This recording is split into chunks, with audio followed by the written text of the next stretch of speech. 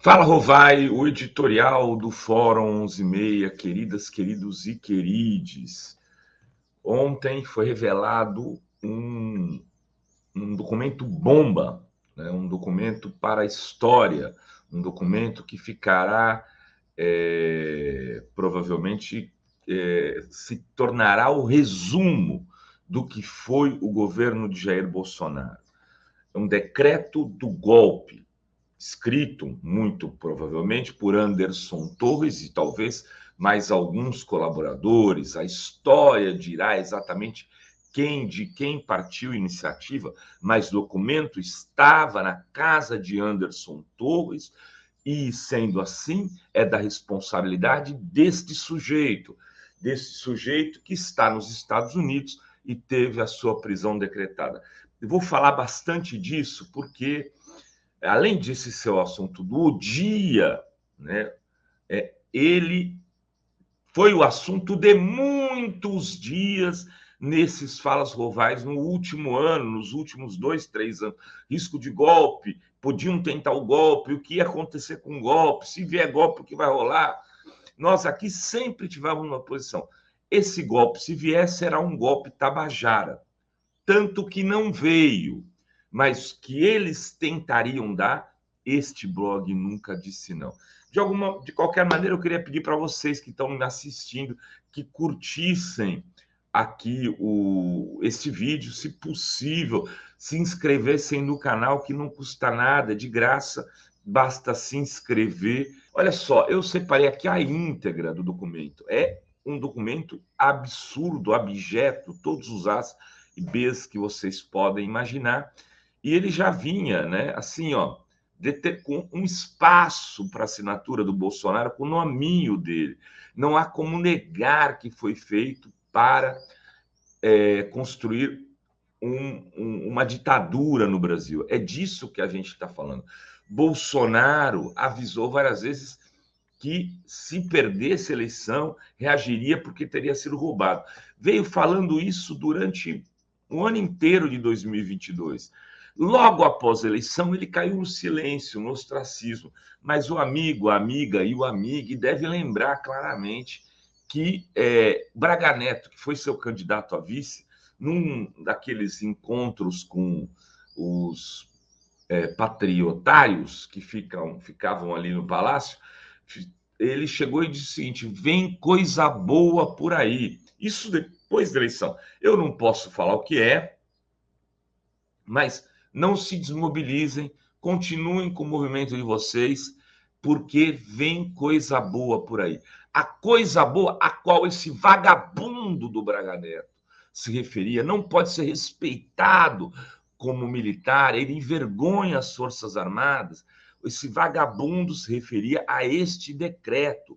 Braga Neto é outro que precisa ser urgentemente preso, porque senão continuará praticando atos como esse, de tentativa de golpe. Olha só, eu vou aqui ler uns trechos, não sei se vai dar para ler inteiro, porque são 4 páginas, mas ler pelo menos uns trechos do decreto encontrado na casa do Braga Neto e que só não foi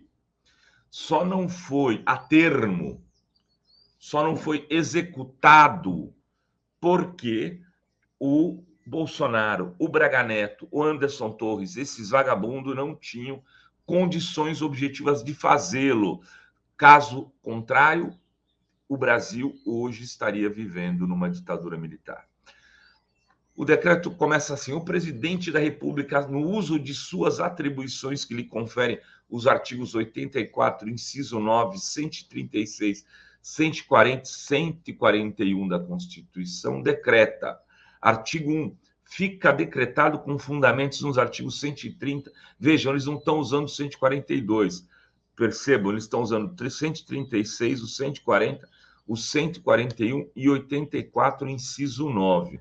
Decreta o estado de defesa na sede do Tribunal Superior Eleitoral em Brasília. Ou seja, era um golpe de Estado que teria como objeto o TSE, com o objetivo de garantir a preservação ou pronto restabelecimento da lisura e correção do processo eleitoral presidencial do ano de 2022 do que pertine à sua conformidade e legalidade, as quais, uma vez descumpridas ou não observadas, representam grave ameaça à ordem pública e paz social. Fique estipulado o prazo de 30 dias para cumprimento da ordem estabelecida no CAPT, a partir da publicação desse decreto, podendo ser prorrogado uma única vez por igual período. Ou seja, eles iam fazer, a ideia era intervir no TSE, aí mais para frente vocês vão ver que eles vão nomear uma comissão de 9 pessoas, se não me engano, a gente vai chegar lá. Essas pessoas seriam 2 da presidência, 2 da Câmara, provavelmente Ayrton Lira, esse pessoal que agora está fazendo onda e falando, não, Lula, vamos nessa, nós somos seus amigos, sempre fomos, sabe? Essa turma, ou aquele ministro da Casa Civil lá, o Ciro Nogueira do Piauí, essa gente boa, gente do bem. Aí ia ser mais um da AGU ou 2 do Ministério Público, que está cheio de gente do bem, como a gente percebe, né, nos últimos, como a gente percebeu, por exemplo, na Vaza Jato, com as pessoas comemorando a morte do neto do Lula. Essa gente do bem faria parte dessa comissão. Aí eles teriam 30 dias para fazer a investigação e podendo se renovar por mais 30 dias. A gente sabe que decreto de ditadura pode se renovar durante quantas vezes ele quiser, depois que já foi decretado, né? Aí no parágrafo 2, entende-se como sede do Tribunal Eleitoral todas as dependências e vai. Verificada a existência, parágrafo 3, verificada a existência de indícios materiais que interfiram no objetivo previsto no caput 1 do artigo 1, a medida poderá ser estendida às sedes dos tribunais regionais eleitorais. Ou seja, eles interviriam em todos os estados e poderiam mudar, inclusive, resultados eleitorais da Presidência da República, mas também do Congresso, mas também dos governadores, mas também do Senado. Era para mudar e fazer com que tivesse eleitos a bel prazer do ditador de plantão, quem seja o senhor Jair de Messias Bolsonaro, que nesse momento está foragido nos Estados Unidos, dizendo que está se cuidando. Olha só, na vigência, artigo 2, na vigência do estado de defesa ficam suspensos os seguintes direitos: sigilo de correspondência e de comunicação telemática e telefônica dos membros do Tribunal Superior Eleitoral. Ou seja, eles quebravam no decreto o sigilo do Alexandre de Moraes, dos Lewandowski, da Carmen Lúcia, de todo mundo, e iam olhar o que eles tinham conversado nos últimos tempos. Era disso que se faz. E eles dizem que o período seria até a diplomação do presidente eleito, que no caso seria o Bolsonaro. As investigações levariam ao Bolsonaro e à eleição do Bolsonaro. Aí eles determinam o acesso às dependências do tribunal só para aqueles que são parte da comissão. Durante o estado de defesa, o acesso à dependência do tribunal será regulamentado por ato do presidente da Comissão de Regularidade Eleitoral. Olha o nome, já remete à ditadura. Regularidade eleitoral.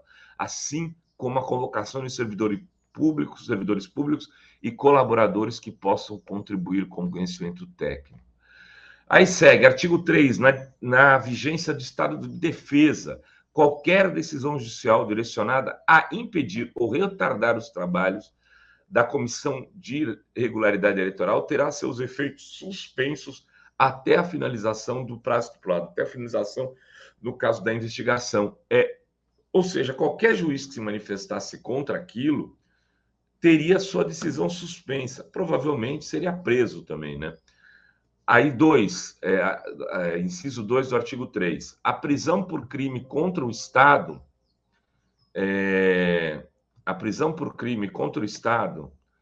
determinada pelo executor da medida, será por esta comunicada imediatamente o juiz competente, que poderá promover o relaxamento em caso. Imagina, ia ter relaxamento, os juízes iam estar morrendo de medo. Enfim, eles constituem uma comissão, eu queria chegar aí, artigo 4, a apuração de conformidade e legalidade do processo eleitoral será conduzida pela Comissão de Regularidade Eleitoral, e ela seria constituída assim: 8 membros do Ministério da Defesa, incluindo o presidente, ou seja, só ia ter milico 2 membros do Ministério Público Federal, 2 membros da Polícia Federal, 1 membro do Senado Federal, 1 membro da Câmara dos Deputados, 1 membro do Tribunal de Contas da União, 1 membro da Advocacia Geral da União e 1 membro da Controladoria Geral da União. Controladoria Geral da União, Advocacia Geral da União, tudo controlado pelo Bolsonaro, Senado pelos aliados dele, Câmara pelo Ayrton Lira, e 8 ministros, 8 indicados do Ministério da Defesa, o que caracterizaria imediatamente o Brasil como uma nova ditadura. Gente, isso é uma vergonha, é uma coisa assim absolutamente absurda, que precisa ser denunciada ao mundo inteiro, em inglês, francês, sânscrito, russo, escambau.